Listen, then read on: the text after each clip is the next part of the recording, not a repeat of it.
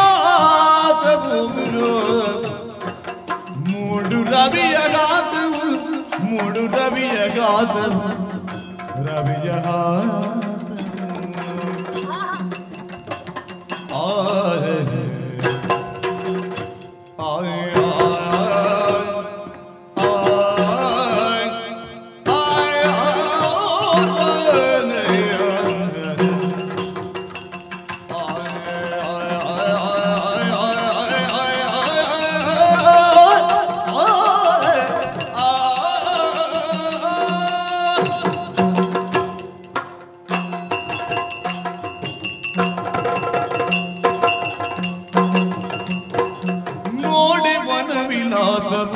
ಮೂಡು ರವಿಯ ಗಾಸವು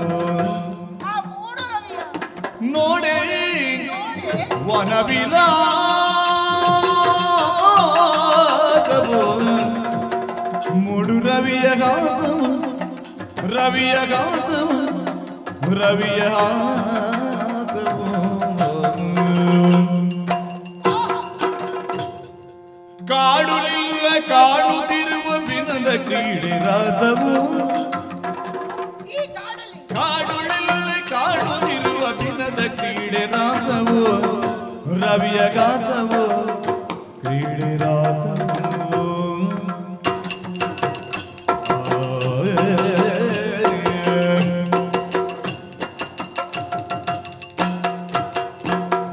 ವನದೇವಿಯ ಮನೆಯಂಗಳ ವನದೇವಿಯ ಮನದಂಗಳ ಎಳೆ ಬಿಸಿಲಿನ ರಂಗೋಲೆ ಎಳೆ ಬಿಸಿಲಿನ ರಂಗೋಲೆ ಎಳೆ ಬಿಸಿಲಿನ ರಂಗೋಲೆ ವನದೇವಿಯ ಮನೆಯಂಗಳ ಎಳೆ ಬಿಸಿಲಿನ ರಂಗೋಲೆ ಎಳೆ ಬಿಸಿಲಿನ ರಂಗೋಲೆ ರಂಗೋಲೆ ರಂಗೋಲೆ ವನವಾಸಿಗಳುತ್ಸವ ದಿನ ವನವಾಸಿಗಳುತ್ಸವ ದಿನ ವಿಜೃಂಭಿತ ಬೀಲೀಲೆ ವನವಾಸಿಗಳುತ್ಸವ ದಿನ ವಿಜೃಂಭಿತ ಬೀಲೀಲೆ ಬಿಸಿಲಿನ ರಂಗೋಲೆ ರಂಗೋಲೆ ಸಖಿಯೇ ನೋಡೆ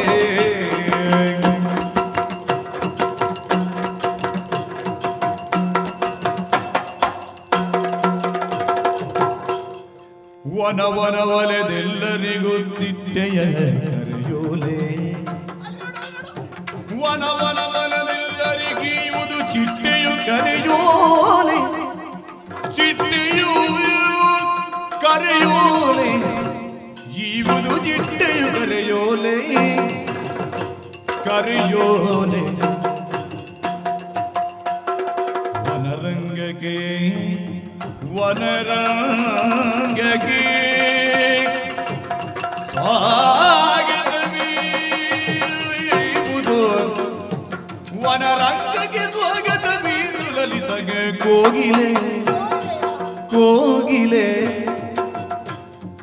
ವನರಂಗಿಗೆ ಸ್ವಾಗತ ಗೀತೆಯನ್ನುಲಿಬುದು ಕೋಗಿಲೆ ಕೋಗಿಲೆ ಕೋಗಿಲೆ ಕುಹುಗು ಕುಹುಗುಗು ಕುಹುಗುಗು ಕುಹುಗುಗು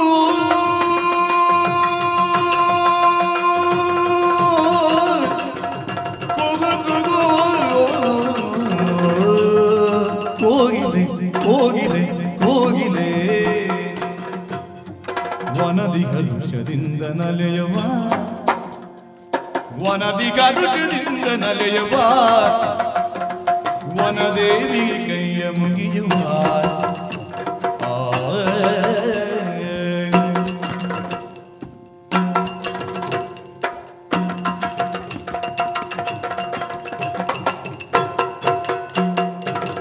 ನೋಡು ಸಖಿಯೇ ವನದ ಚೆಲುವನು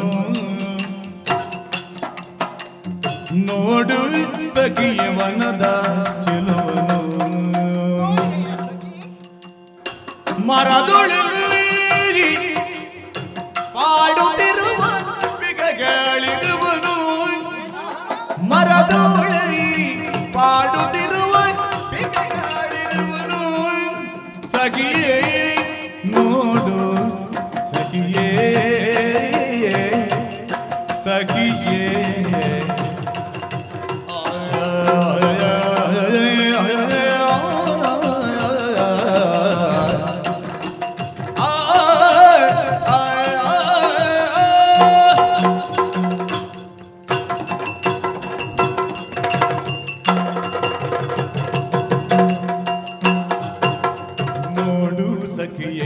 ವನದ ಚೆಲುವನು ನೋಡು ಸಖಿಯೇ ವನದ ಚೆಲುವನು ಈ ವನದ ಚೆಲುವನು ಮರದುಳಲ್ಲಿ ಪಾಡುತ್ತಿರುವ ಪಿಕಗಳಿರುವನು ಮರದುಳಲ್ಲಿ ಪಾಡುತ್ತಿರುವ ಪಿಕಗಳಿರುವನು ಸಖಿಯೇ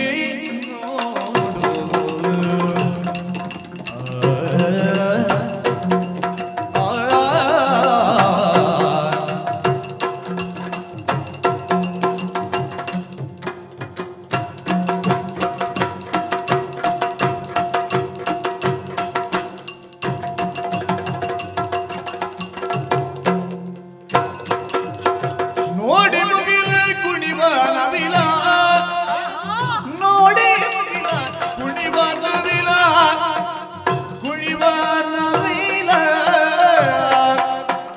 ಕುಣಿವ ನವಿಲ ಕುಣಿವ ನವಿಲ ನೋಡು ಗಿಳಿಯ ಚಂಚು ಹವಳ ನೋಡು ಗಿಳಿಯ ಚಂಚು ಹವಳ ಕುಣಿವ ನವಿಲ ನೋಡು ಗಿಳಿಯ ಚಂಚು ಹವಳ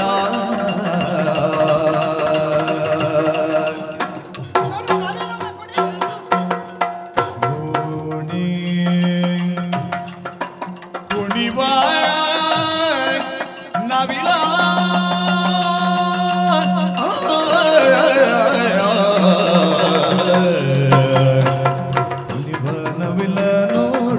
ನವಿಲ ನೋಡು ನವಿಲ ನೋಡು ಸಖಿಯೇ ಸಖಿಯೇ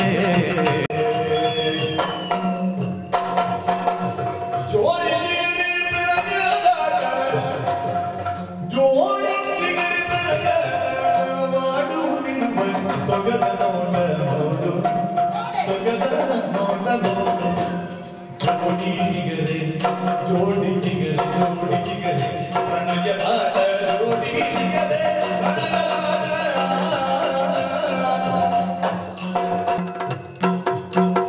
ಪಾಡುತ್ತಿರುವ ಸೊಗದ ನೋಟ ನೋಡು ಸಖಿಯೇ ಕಾಡದ ಚೆಲುವನು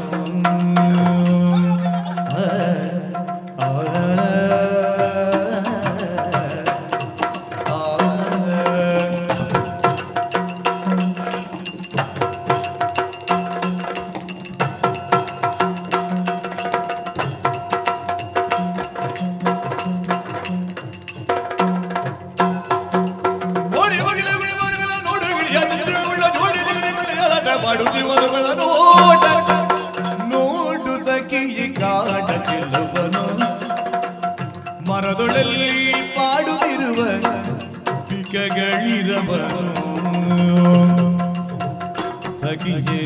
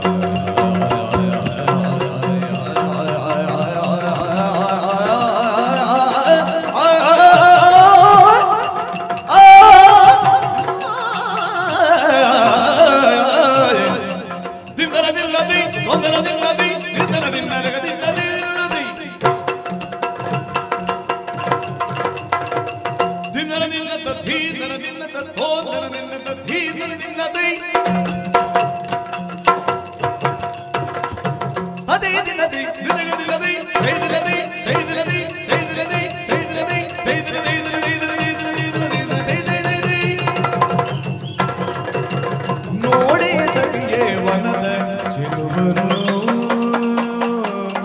ಸಖಿಯೇ.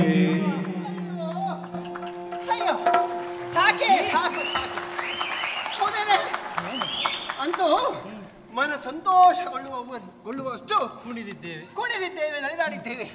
ಈ ಪ್ರಕೃತಿಯೇ ಹಾಗೆ ಸದಾ ವೈಚಿತ್ರಗಳ ತವರೂರು. ಈ ಪ್ರಕೃತಿ ಮಾತೆಯ ಮಡಿಲಲ್ಲಿ ಹಾಯಾಗಿ ವಿಹರಿಸಬೇಕೆನ್ನುವಂಥ ಉದ್ದೇಶವನ್ನಿಟ್ಟುಕೊಂಡಲ್ಲಿ ನಾವು ಬಂದವರು. ಹಾಗೆ ಬಂದ ಕೂಡಲೇ ನೋಡು ರಮ್ಯ ಮನೋಹರವಾದಂತಹ ದೃಶ್ಯಗಳನ್ನು ನಾವು ಕಾಣುವುದಕ್ಕೆ ಆರಂಭಿಸಿದೆವು.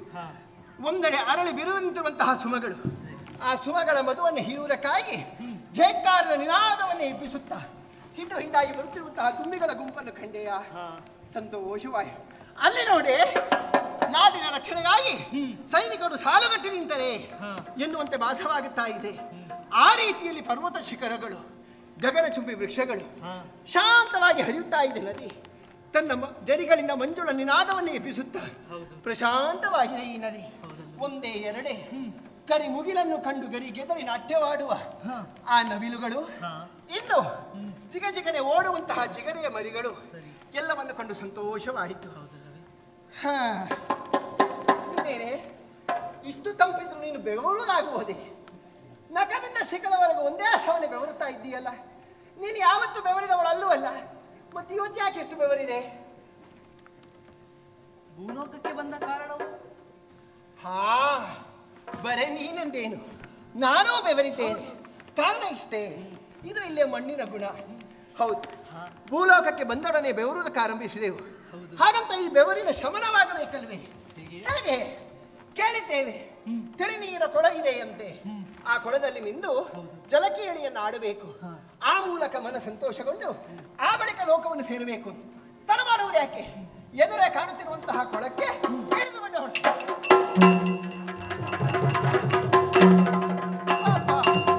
ಆಡಿದ ಬಲಿಯರು ಜಲದಲ್ಲಿ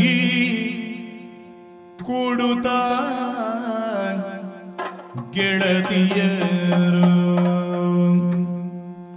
ಆಡಿದ ಬಲಿಯರು ಜಲದಲ್ಲಿ ಕೂಡುತ್ತ ಗೆಳತಿಯರು, ಜಲದಲ್ಲಿ ಕೂಡುತ್ತ ಗೆಳತಿಯರು.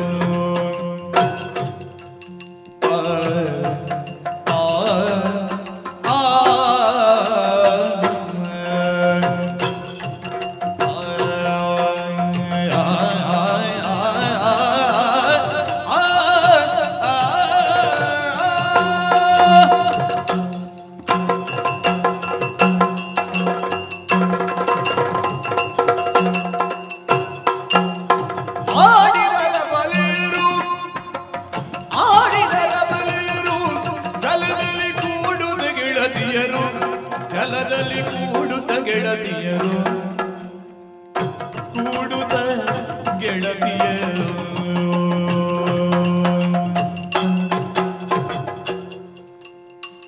ಬಾಡಿದ ತನು ಕಳೆಗೂಡುತ್ತೆ ರಚಿ ಜಲ, ಬಾಡಿದ ತನು ಕಳೆಗೂಡುತ್ತೆ ರಚಿ ಜಲ.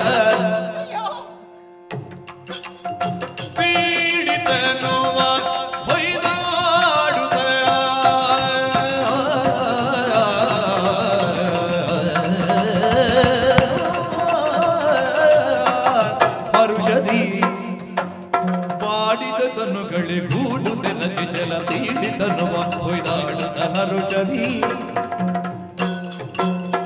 ಆಡಿದರ ಬಲೆಯನು.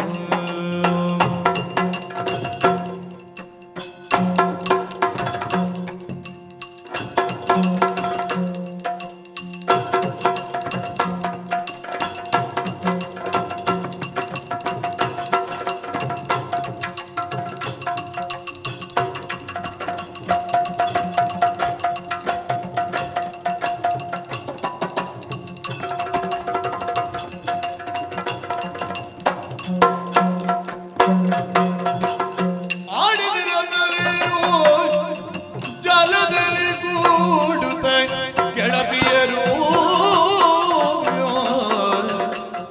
ಆಡಿದರು.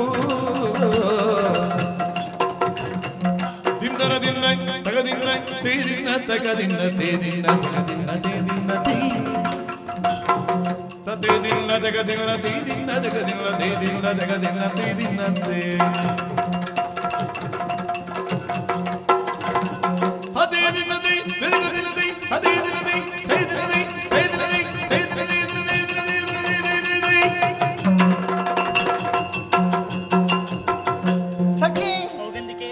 ಮನ ಸಂತೋಷಗೊಳ್ಳುವಲ್ಲಿವರೆಗೂ ಜಲ ಕೇಳಿಯ ನಾಡಿದ್ದಾಯಿ ಹಾಗೆಂದು ಕೊಳದಿಂದ ಮೇಲೆದ್ದು ಬಂದಿದ್ದೇವೆ. ಮಡಿ ವಸನಾದಿಗಳನ್ನು ಉಟ್ಟುಕೊಂಡಿದ್ದೇವೆ. ಏನೇ ನಿನ್ನ ಶೃಂಗಾರ ಯಾವತ್ತಿನ ಹಾಗಿಲ್ಲವೋ ಅಲ್ಲ, ಏನೋ ಬದಲಾವಣೆ ಆದ ಹಾಗೆ. ಹೇಗೆ ನನ್ನ ಶೃಂಗಾರ ಹೇಗಾಗಿದೆ ನೋಡು. ಈಗ ನನ್ನ ಶೃಂಗಾರ ಸಾಕಿ ಎಷ್ಟು ಚಂದ ಕಾಣುತ್ತಾ ಇದ್ದೀಯಾ. ಹೌದೇ? ನೋಡು, ಮುದುಕರೆ ಎಲ್ಲ ಮತಿ ಕೆಟ್ಟು ಮುಗ್ಗರಿಸಿ ನೋಡುತ್ತಾ ಇದ್ದಾರೆ. ಯಾಕೆ? ನಿನ್ನ ವನಪು ವಯ್ಯಾರ ಹಾವ ಭಾವ ಬಿಂಕ ಭಿನ್ನಾಣ ಅನುಪಮ ಅಸಾಧಾರಣ ಅವರ್ಣನೀಯ. ಅದು ಬರೇ ಮುದುಕರಂತೆ ಏನು, ಅಲ್ಲಿ ನೋಡು ಸಣ್ಣ ಸಣ್ಣ ಹುಡುಗರು ಬೀಳ್ತಾರೆ. ಮಕ್ಕಳು ಕೂಡ ನನ್ನನ್ನು ಕಣ್ಣು ಬಿಟ್ಟು ನೋಡುತ್ತಾ ಇವೆ. ಇಲ್ಲಿ ನೋಡು, ಇನ್ನೂ ಮೀಸೆ ಮೂಡ್ಲಿಲ್ಲ ಹುಡುಗರಿಗೆ, ಮತ್ತು ಮೀಸೆ ಮೇಲೆ ಚಿಗುರು, ಮೀಸೆ ಮೇಲೆ ಕೈಯಾಡಿಸುತ್ತಾ. ಓಹೋ, ಅಯ್ಯೋ ಆ ಅಜ್ಜನ ಅವಸ್ಥೆ ನೋಡಿ ನನಗೆ ಪಾಪ ಪ್ರಾಯದಲ್ಲಿ ಬೇಕೆ ಇಷ್ಟೇ ಅಲ್ಲ. ಚರ್ಮ ಮತ್ತೆ ಎಲುಬು ಬಿಟ್ಟರೆ ಬೇರೆ ಏನಿಲ್ಲ ಆ ದೇಹದಲ್ಲಿ. ಆದರೂ ಹೀಗೆ ನೋಡ್ತಾ ಇದ್ದಾರೆ. ತಪ್ಪಲ್ಲ ಬಿಡಿ, ಇವರು ನೋಡಿದ್ರಲ್ಲಿ ಏನು ತಪ್ಪು? ಓ ಅಜ್ಜ ಹಾಗೆ ನೋಡುವುದು ಯಾಕೆ? ಅವರ ಯೋಚನೆ ಇಷ್ಟೇ. ಇಷ್ಟು ಚಂದದ ಮೊಮ್ಮಗಳು ನನ್ನ ಮನೆಯಲ್ಲಿ ಇರ್ತಿದ್ರೆ ಅಷ್ಟೇ, ಬೇರೆ ಏನಿಲ್ಲ. ಆ ಗಂಡು ಮಕ್ಕಳು ಏನು ಯೋಚಿಸುವುದು? ಹಾ, ಇಷ್ಟು ಚಂದದ ಹುಡುಗಿ ಎಲ್ಲಾದ್ರೂ ನನ್ನ ಬಾಳ ಸಂಗಾತಿಯಾಗಿ ಬರ್ತಿದ್ರೆ ಹಾ ಬಿಡೋಣ. ಪಾಪ ಈ ಮಕ್ಕಳಿಗೆ ಏನು ಗೊತ್ತು? ಹಾಗಾಗಿ ಅವುಗಳು ನೋಡು ಯಾವ ದೃಷ್ಟಿಯಿಂದ. ಇಷ್ಟು ಚಂದದ ಹುಡುಗಿ ನನ್ನ ಅಕ್ಕನಾಗಿ ಮನೆಯಲ್ಲಿ ಇರ್ತಿದ್ರೆ ಹಾಗೆ ನೋಡುವವರು ನೋಡ್ತಾ ಇರ್ತಾರೆ ಬಿಡು. ಹಾಗಂತ ನಾವಿಲ್ಲೇ ಉಳಿಯುವವರಲ್ಲೂ ಅಲ್ಲ, ಮತ್ತೆ ಹಿಂದಿರುಗಿ ಯಕ್ಷಲೋಕಕ್ಕೆ ಹೋಗಬೇಕಾಗಿದೆ. ಆದರೆ ಹೋಗುವುದಕ್ಕಿಂತ ಮೊದಲು ನನ್ನದೊಂದು ಆಸೆ. ಏನು? ಅರಳಿರುವಂತಹ ಸುಮಗಳನ್ನೆಲ್ಲ ಕೊಯ್ಯಬೇಕು, ಅವುಗಳಿಂದ ಮಾಲೆಯನ್ನು ಮಾಡಬೇಕು, ಅವನ್ನು ಮುಡಿ ತುಂಬ ಮುಡಿದುಕೊಳ್ಳಬೇಕು. ಹೇಗೆ ಹೂ ಕೊಯ್ಯುತ್ತಾ ಮುಂದುವರಿಯೋಣ ಆಗತ್ತೆ?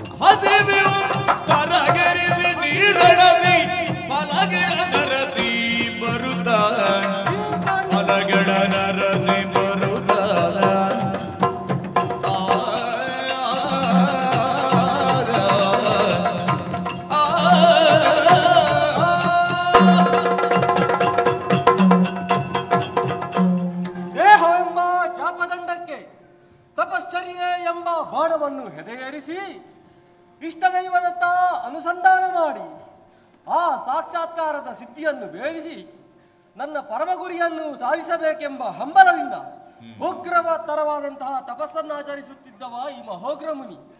ಆ ಕಾರ್ಯದಲ್ಲಿ ಕೃತಕಾರ್ಯನಾಗಿ ಬಹಿರ್ಮುಖನಾಗಿದ್ದೇನೆ. ಏನಿದು ಉರಿ ಬಿಸಿಲು, ಮೈಯೆಲ್ಲ ಬೆವರುತ್ತಾ ಉಂಟು.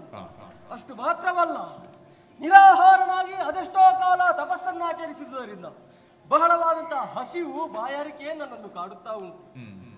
ನನ್ನ ಉದರಾಗ್ನಿಯ ಉಪಶಮನಕ್ಕಾಗಿ ಎಲ್ಲಿಯಾದರೂ ಫಲಗಳು ಸಿಕ್ಕಿದರೆ ಅದನ್ನು ತಿಂದು ಹಸಿವನ್ನು ಇಂಗಿಸಿಕೊಳ್ಳುತ್ತೇನೆ. ನೋಡೋಣ, ಹೋಗಿ.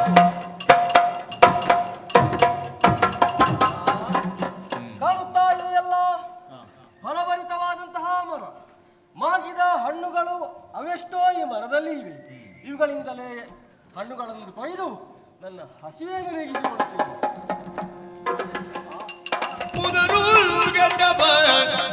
ಕಟ್ಟಿರುವೆಯೊಂದು ಸೆರೆಯೇ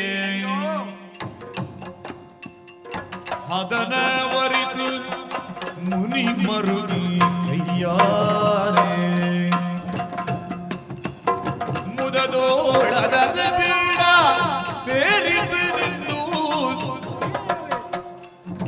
ತುದಿಗಡ್ಡವನು ಸೇರಿಸಿದ ಗೂಡಿಗೌದು ಮುನಿವರಾಗ ಮರುಗಿ.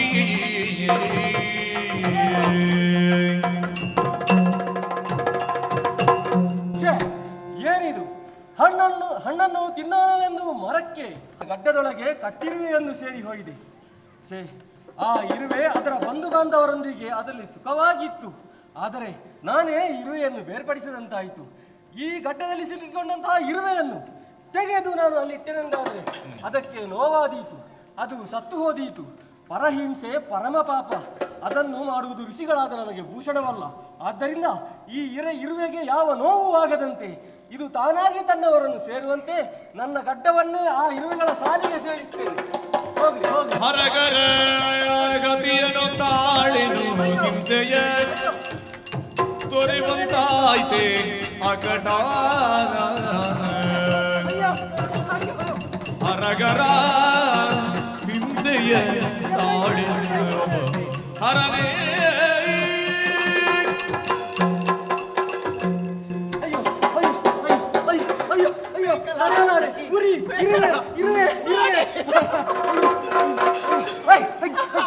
ಅವಸ್ಥೆ ನೋಡಿ, ಮೊದಲಿಗೆ ನಾನು ಗ್ರಹಿಸಿಕೊಂಡದ್ದೇನು, ಆಹಾ ಇಂಥ ಮನಸ್ಸು ಈ ಪುಣ್ಯಾತ್ಮನದ್ದು. ಒಂದು ಇರುವೆಯ ಜೀವಕ್ಕೆ ಬೇಕಾಗಿ ಇಷ್ಟು ದೊಡ್ಡ ಸಾಧನೆಯನ್ನು ಮಾಡುವುದಕ್ಕೆ ಹೊರಟಲ್ಲ. ಈಗ ನೋಡಿದ್ರೆ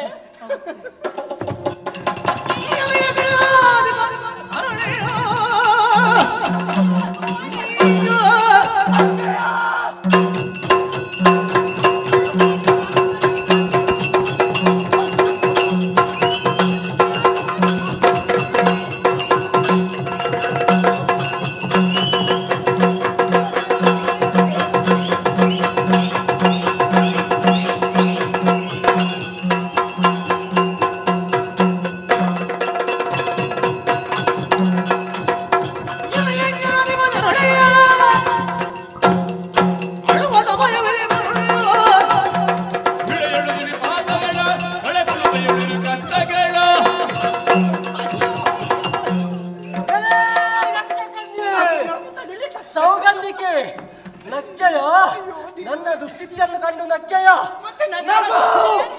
ನಗು, ಎಷ್ಟು ನಗುತ್ತೀಯ ನಗು. ನೀನು ಅಷ್ಟೇ ಅಳಬೇಕು. ಎಲೆಗೆ ಯಕ್ಷಗೋಲೋಕದವರು ನೀವು. ನಮ್ಮ ನೋವು ನಿಮಗೆ ಗೊತ್ತಿಲ್ಲ. ನೀವು ಸುಖವನ್ನೇ ಅನುಭವಿಸುವವರು. ನಮ್ಮ ನೋವು ಗೊತ್ತಾಗಬೇಕಾದರೆ ನೀನು ಕೂಡ ಭೂಮಿಯಲ್ಲಿ ಮನುಷ್ಯನಾಗಿ ಹುಟ್ಟಬೇಕು. ನಾನಾ ಕಷ್ಟಗಳನ್ನು ಅನುಭವಿಸಬೇಕು. ಇದು ಮಹೋಗ್ರ ಮಹರ್ಷಿಯ ಶಾಪವಿದೆ. ಸ್ವಾಮಿ ತಡೆಯದೆನೋದಳು ತಮ್ಮ ಮಹಿಮೆಯ ಬಡ ಕುರಿಗೆ ಎಮಗೆ ತೋರ್ಪಿರಿ.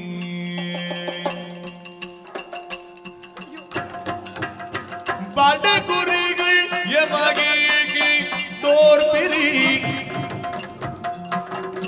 ಅಡಿಗಳಿಗೆ ಸಿಡಿದೀಳುವ ಮುನಿಗಳಿಗೊಡೆಯ ತರಬೇಜೆ ಅಡಿಗಡಿಗೆ ಸಿಡಿದೇಳುವೆ ಮುನಿಗಳಿಗೊಡೆಯ ತರವೇ ಮುನಿ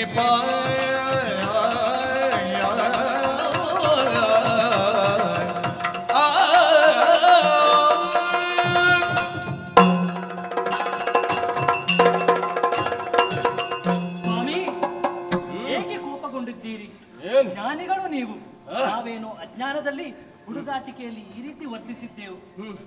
ಇದನ್ನೆಲ್ಲ ಸಹಿಸಿಕೊಂಡು ನಮಗೆ ಇಂಥ ಘೋರವಾದಂತ ಶಾಪವನ್ನಿತ್ತಿದ್ದೀರಿ. ಇದು ನಿಮಗೆ ಶೋಭೆಯನ್ನು ತರುತ್ತದೆ. ಗೊತ್ತಿದ್ದು ಮಾಡೋದು ಹುಡುಗಾಟಿಕೆ ಯಾವುದು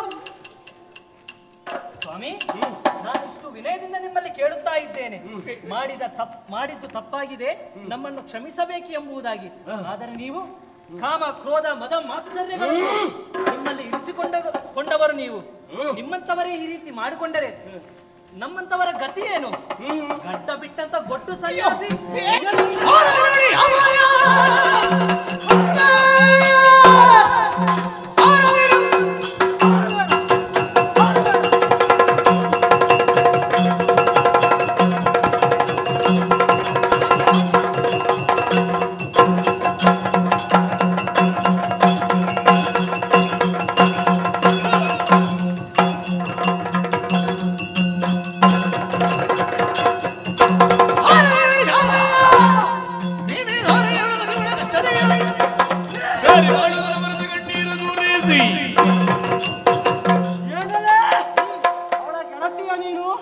ಬಹಳ ಮಾತನಾಡ್ತಿ. ಋಷಿಗಳು ಹೇಗಿರ್ಬೇಕು, ಕಾಮ ಕ್ರೋಧ ಬಿಟ್ಟಿರ್ಬೇಕು, ಇಷ್ಟೆಲ್ಲ ತಿಳಿದವಳು ನೀನು. ಅವಳಿಗೆ ಬುದ್ಧಿ ಕಲಿಸಲಿಕ್ಕೆ ನಿನಗೆ ಗೊತ್ತಿಲ್ವೋ? ನನ್ನನ್ನೇ ದೂಷಿಸ್ತೀಯ ನೀನು. ಎಲೆ ಹೆಣ್ಣೆ, ನೀನು ಕೂಡ ಮರ್ತ್ಯದಲ್ಲಿ ಮಾನವಳಾಗಿ ಅವಳೊಂದಿಗೆ ನಾನಾ ಕಷ್ಟಗಳನ್ನು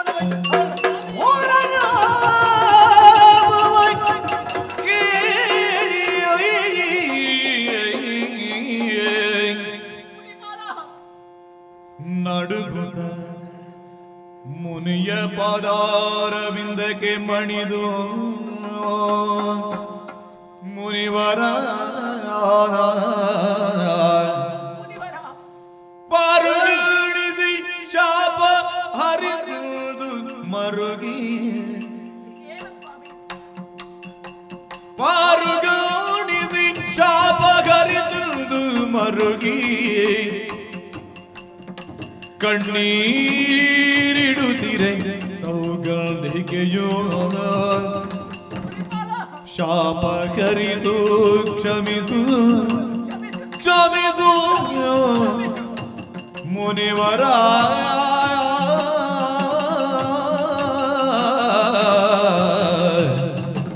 ಕ್ಷಮಿಸು.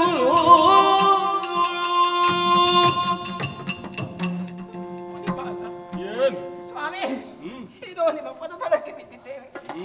ನಾವು ಮಾಡಿದ ಅಪರಾಧಕ್ಕೆ ಕ್ಷಮೆಯನ್ನು ಕೊಡಬೇಕು ಅಂತ ಅಂಗಲಾಚುತ್ತಾ ಇದ್ದೇವೆ. ಏನೋ ಹುಡುಗಾಟಿಗೆ ತಿಳಿಯದ ಬುದ್ಧಿಯಿಂದ ಆಡಬಾರದ ಮಾತುಗಳನ್ನೆಲ್ಲ ಆಡಿದೆವು. ಕಷ್ಟದಲ್ಲಿರುವ ನಿಮ್ಮನ್ನು ಕಂಡು ಅಪಹಾಸ್ಯವನ್ನು ಮಾಡಿದೆವು. ಮದಾಂಧರಾಗಿಯೋ ಅಜ್ಞಾನದಿಂದಲೋ ನಾವು ಎಸಗಿದಂತಹ ಕೃತ್ಯಕ್ಕೆ ಘೋರವಾದಂತಹ ಶಾಪವನ್ನೇ ನೀವಿದ್ದೀರಿ. ಇದು ಸರಿಯೇ ಸ್ವಾಮಿ? ಮಗುವೊಂದಕ್ಕೆ ತಾಯಿಯು ಉಣವನ್ನು ಪಡಿಸುವಾಗ ಎದೆಗೆ ತುಳಿಯುತ್ತದಂತೆ, ಹಾಗೆಂದು ತಾಯಿಯು ಸಿಟ್ಟಿನಿಂದ ಮಗುವಿನ ಕತ್ತನ್ನು ಹಿಸುಗಿದ್ರೆ ಅದು ಹೇಗೆ ಸಾಧ್ಯ? ಹೇಗೆ ಸಾಧ್ಯ? ಉಚಿತವೇ ಅದು? ಇಲ್ಲವಲ್ಲ. ನಾವು ಮಕ್ಕಳು, ನೀವು ತಾಯಿಯ ಸ್ಥಾನದಲ್ಲಿ ಇರುವವರು. ತಪ್ಪಿದಾಗ ತಿದ್ದಿ ತೀಡಿ ಸರಿಯಾದ ದಾರಿಯನ್ನು ತೋರಿಸಬೇಕಾದವರೇ ಈ ರೀತಿ ಶಾಪವನ್ನು ಕೊಟ್ಟರೆ ಮತ್ತೆ ನಮ್ಮನ್ನು ತಿದ್ದುವವರು ಯಾರಿದ್ದಾರೆ, ಉತ್ತರಿಸುವವರು ಯಾರಿದ್ದಾರೆ? ಇದು ಮತ್ತೊಮ್ಮೆ ಕ್ಷಮೆಯನ್ನು ಕೇಳುತ್ತಾ ನೀವು ಕೊಟ್ಟಂತಹ ಶಾಪಕ್ಕೆ ಪರಿಮಾರ್ಜನೆ ಏನೆನ್ನುವುದನ್ನು ತೋರಿಸಬೇಕು ಸ್ವಾಮಿ. ಸೌಗಂಧಿಕೆ ಬಾಲೆ ಮಿಲ್ಚಿತು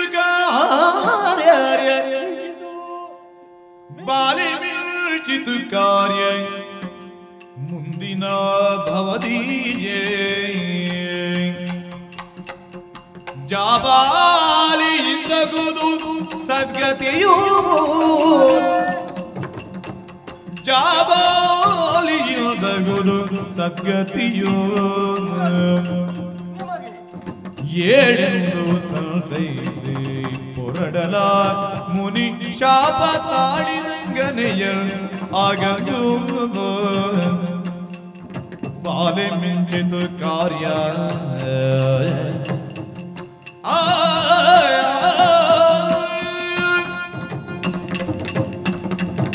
ಸೌಗಂಧಿಕ ಮೇಕಲ ಹಾಲುಣ್ಣುವ ತೊಟ್ಟಿಲ ಶಿಶುಗಳು ನೀವಲ್ಲ. ಹಾಗಿದ್ದರೆ ನಿಮಗೆ ಕ್ಷಮೆ ಇತ್ತು. ನೀವು ತಿಳಿದವರು, ತಿಳಿದೂ ತಪ್ಪನ್ನು ಮಾಡಿದ್ದೀರಿ. ಆದ್ದರಿಂದಲೇ ನಾನು ನಿಮಗೆ ಶಾಪ ಕೊಟ್ಟಿದ್ದೇನೆ. ಮೇಕಲ, ಮಿಂಚಿ ಹೋದ ಕಾರ್ಯಕ್ಕೆ ಚಿಂತಿಸಿ ಫಲವಿಲ್ಲ. ಶಾಪ ಶಾಪದಂತೆ. ಕರ್ಮಕ್ಕೆ ತಕ್ಕ ಫಲ, ತಪ್ಪಿಗೆ ತಕ್ಕ ಶಿಕ್ಷೆ ಅದು ಅನುಭವಿಸಿಯೇ ತೀರಬೇಕು. ಶಾಪವನ್ನು ನೀವು ಅನುಭವಿಸಿಯೇ ತೀರಬೇಕು. ಆದರೆ ಶಾಪ ವಿಮೋಚನೆಯ ಒಂದು ಮಾರ್ಗವನ್ನು ನಾನು ತಿಳಿಸಬಲ್ಲೆ. ಮುಂದಿನ ಭವದಲ್ಲಿ ಮಹಾತ್ಮರಾದಂತಹ ಜಾಬಾಲಿಯವರ ಸೇವೆಯನ್ನು ಮಾಡಿ ಅವರು ಸುಪ್ರೀತರಾಗಿ ನಿಮ್ಮನ್ನು ಅನುಗ್ರಹಿಸಿದ ಮೇಲೆ ನಿಮ್ಮದಂತಹ ಪಾಪವನ್ನು ಕಳೆದು ನೀವು ಮತ್ತೆ ನಿಮ್ಮ ಲೋಕವನ್ನು ಸೇರುತ್ತೀರಿ. ನಿಮಗೆ ಶುಭವಾಗಲಿ, ಶುಭವಾಗಲಿ, ಶುಭವಾಗಲಿ.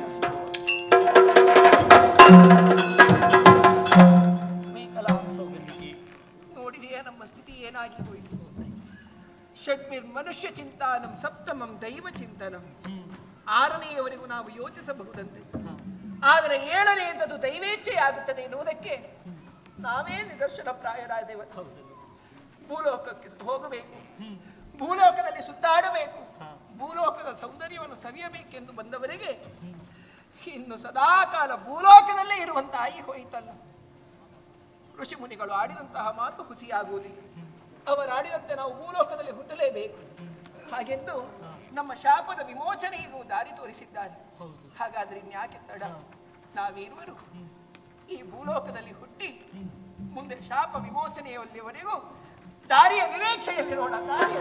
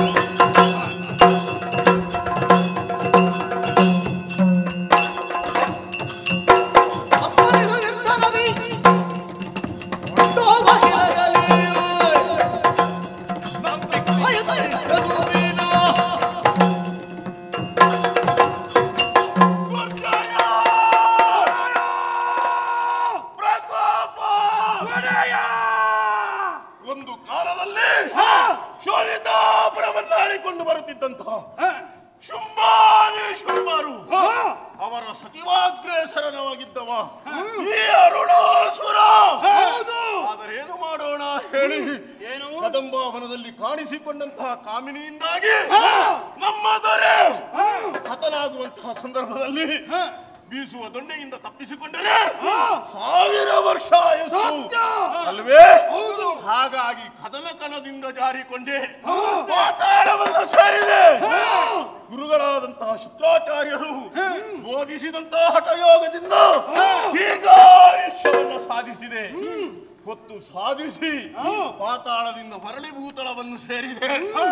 ಈ ಏಕವೀರಾತ್ರಿಯಲ್ಲಿ ನಿಮ್ಮ ಹಾಗೆ ಅಲ್ಲಲ್ಲಿ ಅಂಡಲೆಯುತ್ತಿದ್ದಂತಹ ರಾಕ್ಷಸ ವೀರರನ್ನೆಲ್ಲ ಒಂದುಗೂಡಿಸಿದೆ, ಅಸುರ ಸಾಮ್ರಾಜ್ಯವನ್ನು ಸ್ಥಾಪಿಸಿದೆ. ಆದರೆ ನಮ್ಮದ್ದಾದಂತಹ ಈ ಪ್ರಯತ್ನ, ಈ ಸಾಧನೆ ಯಾವುದಕ್ಕೆ ಬೇಕಾಗಿ? ಯಾವುದಕ್ಕೆ? ನಮ್ಮ ಅನ್ನದಾತನಾದಂತಹ ಶುಂಭಾಚ್ಯದೊರೆಗೆ ಆದಂತಹ ಯಾವಾಗ ಕಾಲ ಕೂಡಿ ಬರುತ್ತದೋ ಆ ದೇವತೆಗಳನ್ನು ಯಾವಾಗ ಬಿಟ್ಟು ಬಡಿದ್ದೇನೋ ಎನ್ನುವುದಾಗಿ ಯೋಚಿಸಿದ್ರೆ ಈಗ ನನಗೆ ಸುದ್ದಿ ಗೊತ್ತಾಗುತ್ತಾ ಉಂಟು. ದೇವತೆಗಳು ಬಲವರ್ಧನೆ ಮಾಡಿಕೊಳ್ತಾ ಇದ್ದಾರೆ. ಹಾಗಾದರೆ ಅದಕ್ಕೆ ಕಾರಣವೇನು?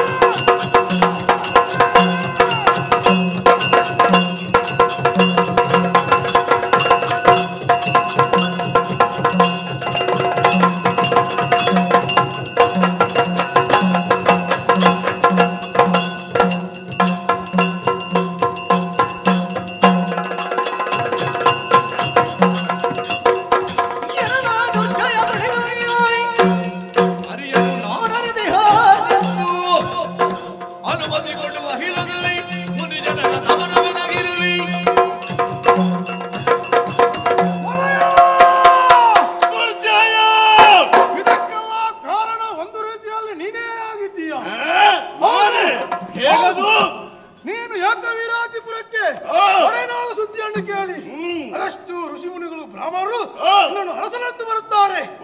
ಅವರಿಗೆ ನೀನು ಬಾಚಿ ಬಾಚಿ ದಾನವನ್ನು ಕೊಡುತ್ತೀಯ. ಅದನ್ನು ಅವರು ಏನು ಮಾಡ್ತಾರೆ ಗೊತ್ತೇ?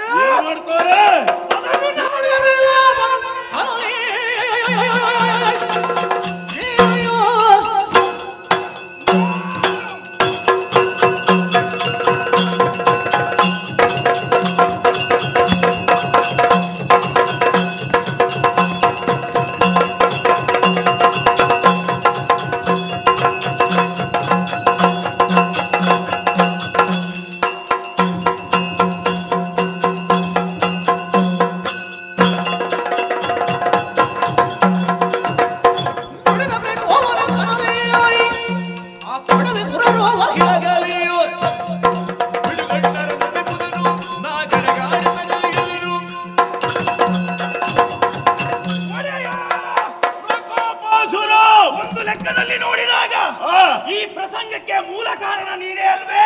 ಹೇಗದು ಒಡೆಯ? ಏನು ನೀನು ಕೊಟ್ಟಂತಹ ದಾನ ಧರ್ಮಗಳನ್ನು ಆ ದರಿದ್ರ ಬ್ರಾಹ್ಮಣರು ಏನು ಮಾಡುತ್ತಾರೆ ಎಂದುಕೊಂಡಿದ್ದೀಯಾ? ಏನು ಮಾಡ್ತಾರೆ? ಯಾಗ ಯಜ್ಞಗಳಿಗೆ ಅರ್ಪಿಸುವ ಮೂಲಕವಾಗಿ ದೇವತೆಗಳು ತೇಜಸ್ವಿಗಳಾಗಿದ್ದಾರೆ. ಓಹೋ, ಚತುರ್ಭುಜರಾದಂತಹ ದೇವತೆಗಳು ಬಲವರ್ಧನೆ ಮಾಡಿಕೊಳ್ಳುತ್ತಿದ್ದಾರೆ. ಹೌದು, ನೀನೇ ಅಲ್ವೇ? ಹಾಗಾದ್ರೆ ತಪ್ಪು ನಮ್ಮಿಂದಾಗಿದೆ. ತಿದ್ದಿಕೊಳ್ಳಬೇಡ.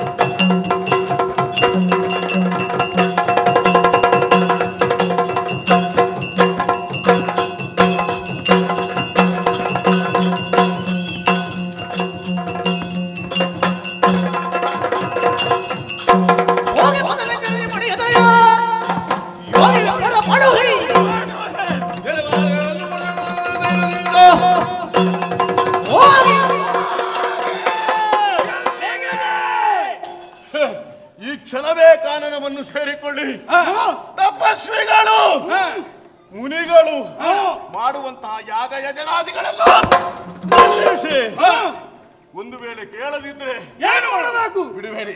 ಏನು ಮಾಡುವುದು? ಆ ಗಡ್ಡ ಬಿಟ್ಟ ಬಡ ಜೋಗಿಗಳನ್ನು ದರ ದರನೇ ಅವರು ಮಾಡುವಂತಹ ಯಾಗಕ್ಕೆ ಹಿಂದೆ ಮುಂದೆ ನೋಡದೆ ಹೋಮಿಸಿ ಮಾಡುವುದೇ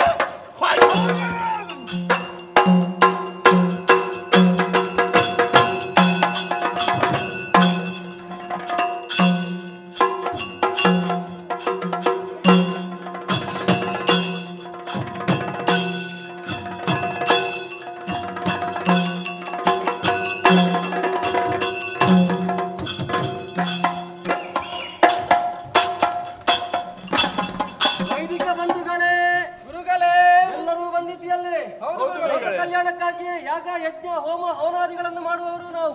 ಎಂದಿನಂತೆ ಇಂದು ಕೂಡ ನಮ್ಮ ನಿತ್ಯ ಅನುಷ್ಠಾನಕ್ಕೆ ತೊಡಗೋಣ ಅಂತ ನೋಡುವಾಗ ಅವ ಎಲ್ಲಿದ್ದಾನೆ? ನನ್ನ ಪರಮ ಶಿಷ್ಯ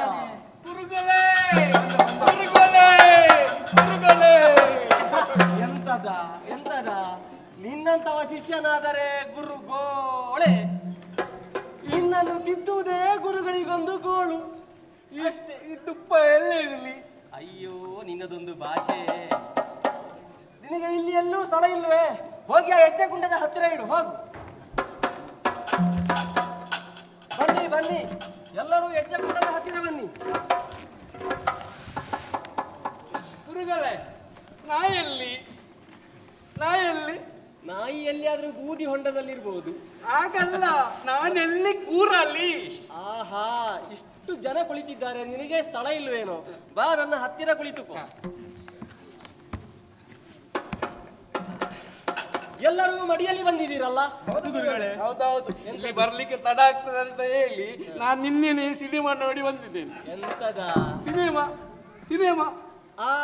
ನಿನ್ನೆಯೇ ಸ್ನಾನ ಮಾಡಿದ್ದ. ನೀನು ಈ ಜನ್ಮದಲ್ಲಿ ಖಂಡಿತ ಉದ್ಧಾರ ಆಗುವುದಿಲ್ಲ.